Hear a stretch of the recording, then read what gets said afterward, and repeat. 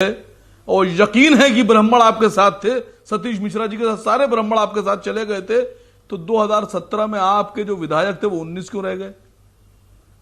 मुस्लिम यादव सपा का, दलित मुसलमान बीएसपी का, उसमें ब्राह्मण हिस्ट्री चाहिए कि सत्ता में आने के लिए, और अगर ब्राह्मण मिलेगा तो सरकार इनकी बनेगी, इसमें कोई दो राय नहीं है। बिल्कुल जायज बात बोली आचार्य प्रमोद कृष्ण ने, वो कांग्रेस के नेता, लेकिन उनकी बात में मैं एग्री करता हूं।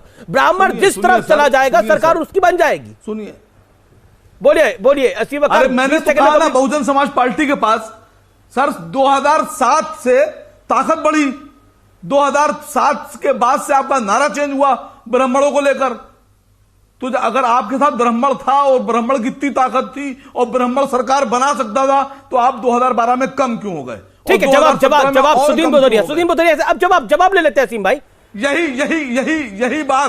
यही बात समाजवादी पार्टी पे लागू होती है सर। ठीक है, मैं सपा से भी जवाब ले लूंगा और पहले सुदीन बोधरिया से ले लेता हूं। सुदीन बोधरिया 30 सेकंड में जवाब, नहीं है वो सरकार में नहीं आएगा। देखिए, मैं कहना चाहता हूं कि 2017 में हमको 20% वोट मिला, समाजवादी पार्टी को भी 20% वोट मिला, तो ये हमारा स्थायी कुछ वोट है, कुछ वोट बढ़ता है, कुछ घटता है, और वो केवल इसलिए नहीं घटता है कि हमें खाली एक वर्ग ने वोट नहीं दिया। वो हो सकता है कई कारण रहे हों उसमें, पर मैं ये दावे के साथ कहता हूं कि कानून व्यवस्था के मामले में बहन मायावती जी अव्वल है। विकास के मामले में कुछ कहना चाह रहे हैं उत्तर प्रदेश में बहन मायावती जी मुख्यमंत्री थी तो 9% था जीडीपी, 9% था जीडीपी, चाहे न मुलायम सिंह के समय था न योगी जी के समय है। क्या बात कर रहे हैं आप? देख लीजिए, सबसे ज्यादा विकास हुआ बहन मायावती जी के शासन में, और यही कानून व्यवस्था के साथ साथ शिक्षण संस्थान खुले, स्वास्थ्य सेवाएं हुई, और सबसे ज्यादा जवाब में देना सीमाकार से। टाइम लिमिट को तय करना पड़ेगा। 50 सेकंड हो गए, एक बार सीमाकार से जवाब ले लीजिए। असीम वकार से जवाब ले लीजिए। असीम वकार 30 सेकंड, देन सुनील यादव। देखिए सुदीन भदौरिया जी मेरे बड़े भाई, इन्हीं ने कहा कि कानून व्यवस्था के मामले में बहन जी से बेहतर कोई नहीं, क्योंकि बहन जी कहें अखिलेश जी कहें तो दोनों सरकार में रह चुके हैं, लेकिन अभी आसिम वकार साहब की पार्टी या आसिम वकार साहब के लोग सरकार में नहीं रहे हैं, और जिस दिन हम सरकार में आ गए तो हम ये साबित कर देंगे कि हमसे बेहतर ना कानून व्यवस्था कोई दे सकता है, ना सरकार चला सकता है, ना ईमानदारी दिखा सकता है, और ना ही सबका साथ सबके विकास का नारा हमसे लेकिन आप तो मुसलमानों की बात करें, आप कह रहे मुसलमान सीएम होना चाहिए, हम आपसे बेहतर साबित होंगे सर। ठीक है, आप तो कह रहे मुसलमान सीएम होना चाहिए, और मुसलमान सीएम होना चाहिए इसलिए आप खुलकर बोल रहे हैं।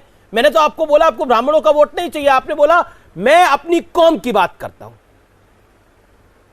मैं उसके इधर अपनी कौम की बात करता हूं। आपने तो ये बोला मुझे इसी कार्यक्रम में। सुनिए सर जी, सुनिए सर जी, सुनिए सर जी, मैं ये नहीं कह रहा हूं कि हमें नहीं चाहिए। जिनको लगता है कि हम बेहतर हैं, जिनको लगता है कि हम ईमान और इंसाफ से सरकार चलाएंगे, जिनको हम पर यकीन है, हमारी कयादत पे यकीन है, वो हमारे साथ आए, वेलकम है। लेकिन हमें पूरा यकीन अपने लोगों पर है, अपनी कौम पे है। पहले हम अपने लोगों की बात करेंगे, पहले हम अपने लोगों की अच्छाई की बात करेंगे, पहले उनके लिए इंसाफ की बात करेंगे। क्या होता है? वक्त है एक ब्रेक का, आप देखते रहिए, ये देश है हमारा। सुनिए मैं आपसे ये कह रहा हूं कि अगर आपको लगता है कि मुसलमानों का वोट चाहिए, गुमराह कर रहे हैं, डिप्टी सीएम मुसलमान का ऐलान क्यों नहीं कर रहे हैं? ताकत दे रहे हैं। मैं तो आपका ओहदा सब लोग समझ रहे हैं। बैक आप देख रहे हैं वीकेंड का सबसे भरोसेमंद कार्यक्रम, ये देश है हमारा। सुनील यादव, आपको आईना दिखा दिया ओवैसी साहब की पार्टी ने। अभी ब्राह्मण गा रहे हैं, चुनाव में आपको मुस्लिम यादव चाहिए। देखिए अमीश भाई, मैं असीम वकार साहब को भी सुना है। असीम वकार साहब अपना पराया, अरे क्या अपना पराया? वकार साहब, आप ओवैसी साहब की पार्टी के प्रवक्ता हैं, नेता हैं, तो आपको वो बात कहनी ही कहनी है। लेकिन मैं अमीश जी के कार्यक्रम में कह सकता हूं कि आपके घर का, परिवार का, नात रिश्तेदार का वोट समाजवादी पार्टी को जाता और फिर जाएगा और मिलेगा, क्योंकि हम जानते हैं कि अगर अन्याय होगा तो समाजवादी पार्टी खड़ी होती है। वो पिछड़े के खिलाफ अन्याय हो तो, दलित के खिलाफ हो तो, मुसलमान के खिलाफ हो तो, बड़ी जातियों के खिलाफ हो तो, हम अन्याय के खिलाफ लड़ते हैं, जाति देख करके नहीं लड़ते हैं। नहीं, हम सुन लेंगे आपकी, हमारी सुन लीजिए सुनील भाई, हम जाति देख करके, धर्म देख करके नहीं लड़ते। और माननीय अखिलेश यादव जी ने अगर एक्सप्रेसवे बनाया तो जाति धर्म देख के नहीं बनाया। ठीक है सुनील, जवाब असीम वकार का जवाब। धर्म देखकर नहीं बांटे हैं। असीम वकार 30 सेकंड का जवाब। विश्वविद्यालय बनाए हैं, मेडिकल कॉलेज बनाए हैं, तो जाति धर्म देख करके नहीं बनाए हैं। जिसको जरूरत है उसको दिया है। जिसके खिलाफ अन्याय होगा उसके अन्याय के खिलाफ समाजवादी पार्टी लड़ेगी। असीम वकार, देखिए सुनील भाई हमारे साथी रहे हैं, हमारे साथी हैं, मैं दोस्त मानता हूं इनको। मैंने शुरुआती यहां से की थी कि ना मैं किसी जाति के खिलाफ हूं, ना व्यक्ति के, ना धर्म के। सुनिए सर, सुनिए बहुत अदब के साथ। अगर आपने मुसलमानों के वोटों से सरकार बना के मुसलमानों को डिप्टी सीएम बना दिया होता तो शायद आज मेरे मुंह पे टेप लगा होता, मैं किसी काबिल ही ना होता बोलने के, मेरा सर झुका होता आपके सामने। सर मैंने तो ये नहीं कहा, मुझे पता है कि अगर समाजवादी पार्टी की सरकार बनेगी तो जनाब अखिलेश यादव जी ही मुख्यमंत्री बनेंगे, मैं जानता हूं इस बात को।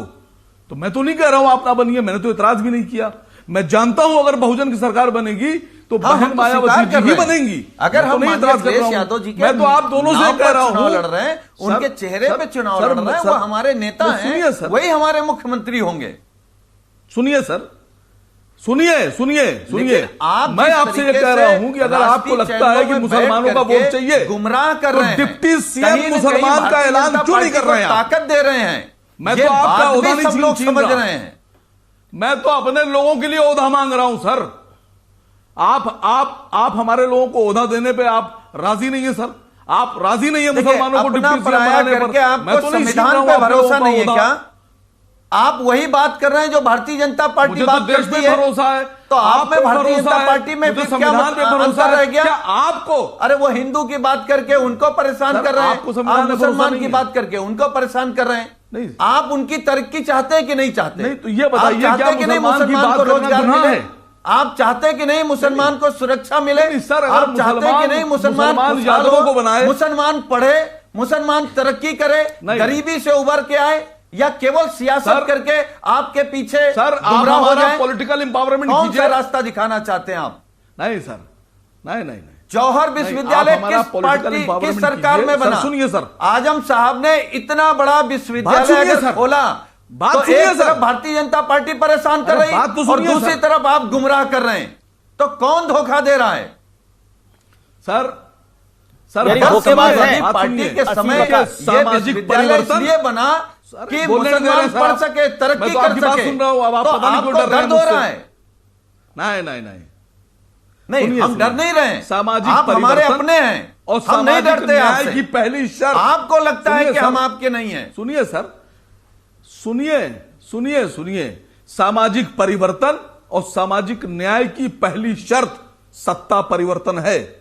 हम सत्ता परिवर्तन इसलिए कर रहे हैं कि हमारा सामाजिक परिवर्तन हो, हमारा लेकिन असीम वकार फिर 12% मुसलमान, 12 से 14% के बीच में ब्राह्मण है, तो फिर ब्राह्मण सीएम होना चाहिए। ठाकुर बोलेंगे हमारा सीएम होना चाहिए,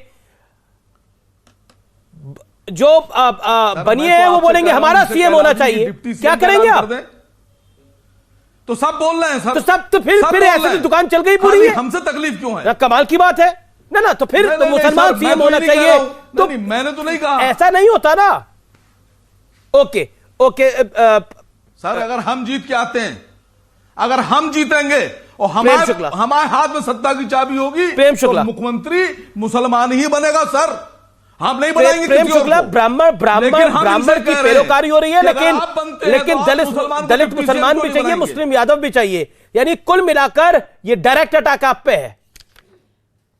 अगर ब्राह्मण छिटका तो बीजेपी का सत्ता पलट जाएगी उत्तर प्रदेश के अंदर, और जिसकी उम्मीद लग रही है। देखिए अमीश जी, लोकतंत्र में सर्वसमावेशी राजनीति की दरकार है, और भारतीय जनता पार्टी सर्वसमावेशी राजनीति करती है। हर वर्ग को, हर जाति को, हर नस्ल को, हर संप्रदाय के लोगों को साथ लेकर चलने का काम भारतीय जनता पार्टी। वो तो समाजवादी पार्टी भी कह रही है, कृपा करके बता दीजिए। वो तो बसपा भी कह रही है। नहीं, सुन लीजिए, लेकिन वही मैं उसका उत्तर दे रहा हूं। नहीं, उसका उत्तर दे रहा हूं, जरा सुन लीजिए गौर से। आप कल्पना कर सकते हैं कि बहुजन समाज पार्टी में कोई ब्राह्मण मुख्यमंत्री बन सकता है क्या? समाजवादी पार्टी का कोई मुख्यमंत्री ब्राह्मण हो सकता है क्या? कांग्रेस जो है उसका राष्ट्रीय अध्यक्ष कोई ब्राह्मण हो सकता है क्या? ये संयोग से ही है और योग्यता के आधार पर। अरे ब्राह्मण है राष्ट्रीय अध्यक्ष कांग्रेस का, राष्ट्रीय अध्यक्ष ब्राह्मण है, कांग्रेस का राष्ट्रीय अध्यक्ष ब्राह्मण है। आपने रणदीप सुरजेवाला का बयान नहीं सुना? जनेऊधारी ब्राह्मण है राहुल जी। बर्बाद कर देना चाहते हैं आप, श्रीमती आप उनका आरक्षण छीन लेना चाहते हैं आप। क्या मंशा क्या है कृपा आपकी? करके मुझे बताइए, क्या चाहते हैं आप? सुनील यादव प्रेम शुक्ला काफी देर बाद बोल रहे हैं, उनको allow him to make his point. शांति से सुन ले, शांति से सुन ले। कृपा करके आप किसको कह रहे हैं? कांग्रेस की अंतरिम अध्यक्षा श्रीमती सोनिया गांधी है, जिनके प्रमोद कृष्णन जी बताएंगे, उनके घर के पीछे चैपल है और ईसाई है, वो ईसाई धर्म को स्वीकारती हैं। तो ईसाइयों में कब से ब्राह्मण ठाकुर क्षत्रिय, ब्राह्मण ठाकुर वैश्य होने लगे भाई साहब? ईसाइयों में तो कोई इस तरह की जातियां नहीं है। ईसाइयों में प्रोटेस्टेंट, कैथोलिक, सीरियन, इस तरह के जो है बहुत सारे उनमें संप्रदाय हैं, लेकिन ईसाइयों में ब्राह्मण, ठाकुर, वैश्य ये वर्गीकरण होने लगा। ये तो मेरी नहीं जानकारी ये तो कमाल की बात है। वो सोनिया गांधी है, रणदीप सुरजेवाला कह चुके हैं, राहुल गांधी जनेऊधारी ब्राह्मण है। जाति नाम की संस्था में उसका सामाजिक महत्व मानती है, लेकिन उसके राजनीति में किसी की जाति देखकर किसी को पद नहीं दिया जाता है। सर्वसमावेशी राजनीति की बात है। ठीक है, आचार्य जवाब देना चाहते हैं इस बात का। आचार्य प्रमोद कृष्ण जवाब देना चाहते हैं। आचार्य जी जवाब। मुझे मेरी बात पूरी कर लेने। आप अमीश जी आपसे प्रार्थना है। जी अब आप प्रेम जी, मैं आपको बात पूरी करने दूंगा। आचार्य जी, मैंने योगी आदित्यनाथ से सवाल पूछा कि कांग्रेस की हैसियत आप उत्तर प्रदेश में क्या देखते हैं? उन्होंने बोला 0/0 = 0 ही होता है। अमीश जी, आपको तो 0 आंक के चल रहे हैं, बसपा भी आपको कुछ आंक के नहीं चल रही, सपा आपको क्या आंकती है आपको पता ही है। अमित जी, योगी जी के 0 पर भी मैं अपनी बात रखूंगा, लेकिन पहले प्रेम शुक्ला जी ने बहुत अच्छी बात कही है कि क्या कांग्रेस में कोई ब्राह्मण सीएम हो सकता है, क्या समाजवादी में कोई ब्राह्मण सीएम हो सकता है, क्या बसपा में ब्राह्मण सीएम हो सकता है? तो मैं प्रेम शुक्ला जी से कहना चाहूंगा कि राष्ट्रीय चैनल है न्यूज 18, मैंने कांग्रेस का अध्यक्ष कहा। ठीक है, ओके, मैं निवेदन ये करना है। आचार्य जी मैंने कांग्रेस का okay Prem ji, okay Shukla ji, okay पंडित जी, ओके, मैं ठीक है पंडित जी, मैं अब ये कहना चाहता हूं कि आपकी बात से मैं सहमत हूं। बिल्कुल, समाजवादी पार्टी में अगर सरकार बनती है तो मुख्यमंत्री ब्राह्मण नहीं हो सकता, और सुनील यादव जी कह भी नहीं सकते, भदौरिया जी कह भी नहीं सकते। हाँ, इतना जरूर है, असीम वकार ने जो बात कही है मैं उसमें कोई बुराई नहीं देखता हूं। यादव समाज चाहता है हमारा मुख्यमंत्री अखिलेश यादव हूं, दलित समाज चाहता है बहन जी दोबारा मुख्यमंत्री बने, ऐसे ही बीजेपी वाले भी चाहते हैं कि योगी आदित्यनाथ बने। तो भाई अगर असीम वकार ये चाहते हैं कि अगर हम सरकार बने उनकी और मुसलमान चीफ मिनिस्टर हो, तो इसमें कोई गुनाह नहीं है, वो सोच सकते हैं, उनकी ख्वाहिश हो सकती है। मगर मैं आपसे निवेदन ये करना चाहता हूं कि आप ही एक बार कह दीजिएगा कि बीजेपी की सरकार अगर बनती है तो हमारा मुख्यमंत्री ब्राह्मण होगा। अगर समाजवादी ब्राह्मण मुख्यमंत्री नहीं बनाने को तैयार है, बसपा बनाने को तैयार नहीं है, वोट ब्राह्मणों के चाहिए, असीम वकार ने तो साफ कह दिया। तो भाई बीजेपी हाँ, मैं 10 सेकंड और प्रेम शुक्ला जी बाय रिक्वेस्ट। तो मैं कहना चाहता हूं कि उत्तर प्रदेश के अंदर 4 मुख्यमंत्री भाजपा ने दिए, राजनाथ सिंह जी दिए, कल्याण सिंह जी दिए, रामप्रकाश गुप्ता दिए, योगी आदित्यनाथ जी दिए। 31 साल हो गया, नरेंद्र तिवारी 1989 में चीफ मिनिस्टर थे, उसके बाद कोई ब्राह्मण मुख्यमंत्री नहीं बना। 3-4 बार मायावती जी को मौका मिला, 3-4 बार समाजवादी पार्टी को मिला। तो मेरा कहने का मतलब अमित जी ये है कि ब्राह्मण को राज्यसभा, लोकसभा, ये लॉलीपॉप और ये रेवड़ी से अब ब्राह्मण वोट नहीं देगा। जो पार्टी ब्राह्मण को मुख्यमंत्री बनाने की बात करेगी, ब्राह्मण अपने अस्तित्व की, अस्मिता की, सम्मान की लड़ाई और सत्ता की भागीदारी की लड़ाई लड़ रहा है। तो जो ब्राह्मण को मुख्यमंत्री बनाने की बात पार्टी करेगी, जो पार्टी करेगी, ब्राह्मण उसका समर्थन करेगा। पहली बात तो मेरी ये है। ओके प्रेम, जो मुझे लगता है ब्राह्मण समाज की जो भावनाएं हैं। देखिए, अब मैं एक छोटा सा निवेदन के साथ, आदरणीय आचार्य प्रमोद कृष्णन जी, आपने कहा जाति और जाति का मुख्यमंत्री, तो योगी आदित्यनाथ जी जाति नहीं, किसी जाति के नहीं है। योगी आदित्यनाथ जी गोरक्ष पीठाधीश्वर हैं और संतों की कोई जात नहीं होती। आचार्य प्रमोद कृष्णन जो है, इनकी कोई जाति नहीं। जैसे आप कल की पीठाधीश्वर हो गए तो सारी जातियां आप में समाहित हो गई, आपकी जाति, अपनी जाति विसर्जित हो गई, सारी जातियां आप में समाहित हो गई। आचार्य प्रमोद कृष्णन स्वयं को जो है ब्राह्मण या त्यागी नहीं कहेंगे। आचार्य प्रमोद प्रेम शुक्ला जी, आप बहुत चतुराई से बात को घुमा रहे हैं। प्रेम शुक्ला जी, आप बड़ी चतुराई से खेल रहे हैं। जो है ब्राह्मण जो है, अगर बस मुझे थोड़ा सा समय दे दीजिए आचार्य जी। देखिए, ब्राह्मण जो है वो संतों को हमेशा पूजता है।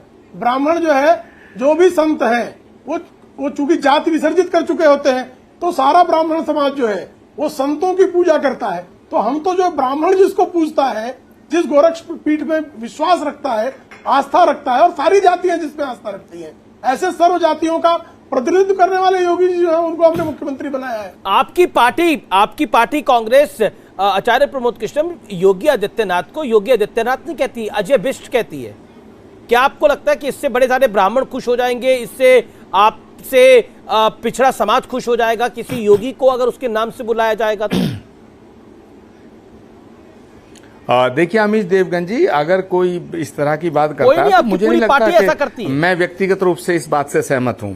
नहीं, ऐसा नहीं। मैं खुद कह रहा हूं योगी आदित्यनाथ जी, मैंने कहा अजय सिंह बिष्ट जी का नाम लिया। मैंने वो सन्यास से पूर्व के जो नाम होते हैं सनातन धर्म की हमारे संतों की परंपरा है। अब मेरा नाम आचार्य कल की पीठाधीश्वर होने से पहले जो था तो उस नाम से कोई लेना चाहे ले सकता है, कोई गुनाह नहीं है। लेकिन हमारी जो परंपरा है वो यही है कि जब नाम परिवर्तित होता है, वेश परिवर्तित होता है, तमाम मार्ग परिवर्तित होता है, जीवन रूपांतरित हो जाता है, तो एक साधु की कोई जात नहीं होती। बिल्कुल प्रेम शुक्ला जी की बात से भी मैं सहमत हूं और अमीश जी आपकी बात से सहमत हूं। लेकिन मैं प्रेम शुक्ला जी से यह कहना चाहता हूं कि साधु की कोई जात नहीं होती। लेकिन जो उत्तर प्रदेश में 4.5 साल का जो समय बीता है उसमें ब्राह्मणों के ऊपर जो उत्पीड़न और अत्याचार हुआ, तो उस पर प्रेम शुक्ला जी उस पर क्या कहेंगे? क्या प्रभात मिश्रा जो 12वीं का इम्तिहान दिया उसको एनकाउंटर में मारा गया और कह दिया गया ये पिस्टल छील के भाग रहा था? खुशी दुबे पे आप एक शब्द नहीं बोलते प्रेम शुक्ला जी। एक ब्राह्मण कन्या है और नाबालिग कन्या, उसका विवाह हुआ, उसके पति का एनकाउंटर 3 दिन में हो गया, उस पर गैंगस्टर लगा देना, उस पे जो बड़े बड़े अपराधियों पे धारा लगती है उसकी जमानत नहीं हो पा रही है। तो अपराधियों में अगर हम धर्म, अपराधियों में अगर हम जाति देखने लगेंगे तो फिर क्या बचेगा? ओवैसी साहब कहते हैं कि मुसलमानों को टारगेट किया जा रहा है, आप कह रहे हैं कि ब्राह्मणों को टारगेट किया जा रहा है, अपराध को टारगेट किया जा रहा है। कौन से मुख्तार अंसारी मुसलमान अपने धर्म से होगा, लेकिन इस समय उसको अगर वो जेल में है तो अपने कृत्यों की वजह से जेल में है। इतिहास नहीं था। नहीं, मैं अपराधियों के पक्ष में नहीं हूं। लेकिन खुशी दुबे ने कौन सा अपराध किया था जो 1 साल से जेल में सड़ रही है? प्रभात मिश्रा ने कौन सा अपराध किया था? वो तो 17 साल का बच्चा करेंगे ना। ओके, मैं सुनील यादव का भी मुझे रिएक्शन लेना है। ओके कि एक सेकेंड आप बोल लीजिएगा आगे। प्रेम शुक्ला, सुनील यादव, योगी आदित्यनाथ क्योंकि एक संत है, एक पीठाधीश्वर है, तो उनमें तो सब जातियां समाहित हो जाती हैं, इसलिए उनका रक्षा कवच बहुत बड़ा है। क्या आपको लगता है वही आप लोगों के आड़े आएगा? कितना ब्राह्मण, कितना ठाकुर, कितना मुसलमान, कितना यादव, कितना शोर बचा लीजिए आप। देखिए अमीश जी, मुझे लगता है कि पूरे देश को मालूम है, यही माननीय योगी आदित्यनाथ जी ने पिछड़े और दलितों के गठबंधन को सांप और छछूदर कहा था। तो क्या कोई संत, देखिए क्या कोई असली संत किसी भी वर्ग को सांप और छछूदर कह सकता है? और अगर योगी जी ने कहा है तो फिर आप तय कर लीजिए अपनी डिबेट में। आचार्य जी बैठे हैं, प्रेम शुक्ला जी बैठे हैं, क्या कोई संत की भाषा यह हो सकती है? क्या कोई संत एनआई के पत्रकारों को जो भाषा का इस्तेमाल योगी जी ने किया था वो संत की भाषा है? क्या ठोक दो ये संत की भाषा हो सकती है? दूसरे धर्मों को लेकर के जो योगी जी बयान देते हैं वो संत की भाषा हो सकती है? अगर हो सकती है तो फिर ऐसे संत भाई ठीक है। ओके, प्रेम शुक्ला जवाब। पहले तो इनको योगी जी के संत होने पर ही शक है। नहीं, देखिए एक तो गोरक्ष पीठाधीश्वर संत है कि नहीं, यह निर्णय जो है सुनील यादव जी नहीं ले सकते हैं। उसके लिए जो हमारे पास संत समाज है, और जब किसी का जो है किसी पीठ पर संत का अभिषेक होता है तो संत समाज जो निर्णय लेता है वो मुलायम सिंह यादव जी या संतों के बारे में बताया गया या जो हम संतों के बारे में जानते हैं। कृपा करके सुन ले। देखिए संत तो ऐसे होते हैं कि भृगुमुनि ने विष्णु जी को लात मारी थी तो क्या वो संत नहीं रह गए? दुर्वासा जी जो है शाप देते थे तो क्या उनके ऋषित्व में, उनके मुनित्व में किसी प्रकार की कमी आ गई? तो कृपा करके ऋषियों, मुनियों, संतों की परंपरा सुन ले। और दूसरा, आदरणीय योगी आदित्यनाथ जी ने किसी की जाति के खिलाफ, किसी के गोत्र के खिलाफ, किसी के नस्ल के खिलाफ किसी प्रकार का कोई बयान नहीं दिया है। हाँ, निश्चित तौर पर स्पष्ट वक्ता है वो। अगर कोई सांप्रदायिक कृत्य करेगा तो उसकी सांप्रदायिकता के विरुद्ध, विकृत सांप्रदायिकता के विरुद्ध उनको शंखनाद करने का उनका पूरा अधिकार है। अच्छा, उनको अधिकार है पिछड़ों का आरक्षण छीनने का? है अधिकार उनको, पिछड़ों का उनको अधिकार है दलितों का उत्पीड़न करने का। कि गोरक्ष पीठाधीश्वर जो है क्या बात कर रहे हैं, थोड़ी तैयारी के साथ आया करिए। फिलहाल ये देश है हमारा में इतना ही, लेकिन लाख टके की बात यह है कि वोट बैंक की राजनीति इस देश में अरसे से चलती आई है, लेकिन खुल्लम खुल्ला खेल गत वर्षों से खेला जा रहा है। लेकिन जनता जनार्दन यानी आप बेहद समझदार हैं, आप निर्णय बड़ी समझदारी से लेते हैं, अपना वोट व्यर्थ नहीं जाने देते। नमस्कार, शुभ रात्रि, जय हिंद।